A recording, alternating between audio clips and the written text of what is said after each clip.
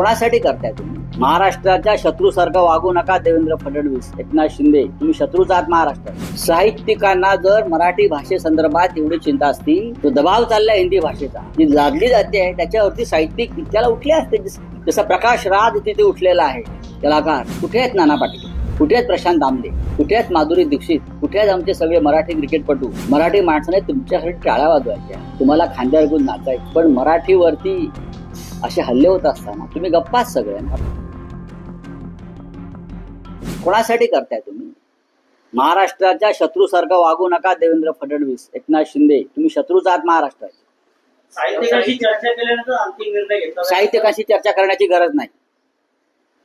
किती साहित्यिक आले छाती पुढे काढून? साहित्यिकांशी चर्चा करण्याचं कारण काय आहे? हिंदी भाषेसंदर्भात कोण साहित्यिक? मला 10 नावं सांगा. देवेंद्र फडणवीसांना 10 साहित्यिकांची नावं माहिती आहेत का? कोण साहित्यिक? एकनाथ शिंदेना 5 साहित्यिक माहिती आहेत का?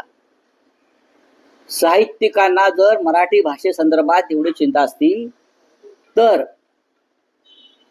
जो दबाव चाललाय हिंदी भाषेचा, जो दबाव चाललाय हिंदी भाषेचा, जी लादली जाते त्याच्यावरती साहित्यिक त्याला उठले असते. जसं प्रकाश राज तिथे उठलेला आहे कलाकार. कुठे आहेत नाना पाटील, कुठे आहेत प्रशांत दामले, कुठे आहेत माधुरी दीक्षित, कुठे आहेत आमचे सगळे मराठी क्रिकेटपटू? मराठी माणसाने तुमच्यासाठी टाळ्या वाजवायच्या, तुम्हाला खांद्यावर घेऊन नाचायचं, पण मराठीवरती असे हल्ले होत असताना तुम्ही गप्पाच सगळे ना. साहित्यिकांचं आम्हाला सांगू नका फडणवीसजी, आम्हाला माहिती आहे. हे सगळे 90% लोक हे जे लाभार्थी आणि पुरस्कार प्राप्त आहेत ते तुमचे लाचार आहेत.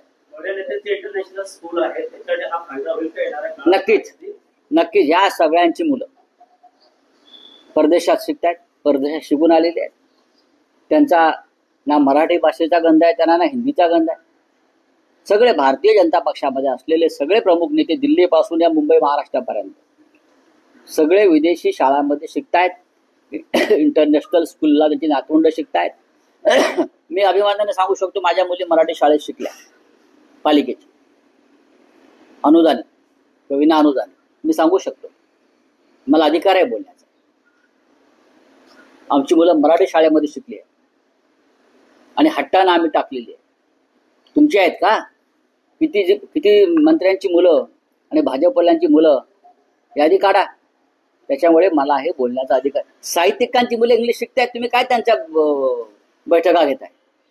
म्हणजे तुम्ही साहित्यिक वगैरे म्हणताय ना, त्यांची मुलं आणि नातवंड इंग्रजी शाळेमध्ये आहेत किंवा इंटरनॅशनल स्कूल आणि परदेशात आहेत. आम्हाला शिकवू नका. बैठका घ्यायची गरजच नाहीये. हे बैठका ते गुराळ चाललाय ना, हाच मराठीचा अपमान आहे. तुम्ही मराठी भाषेसंदर्भात कोणाशी बैठका घेताय? मराठीवर आक्रमण करणाऱ्या संदर्भात तुम्ही कोणाशी बैठका घेताय आणि का घेताय? काय गरज काय?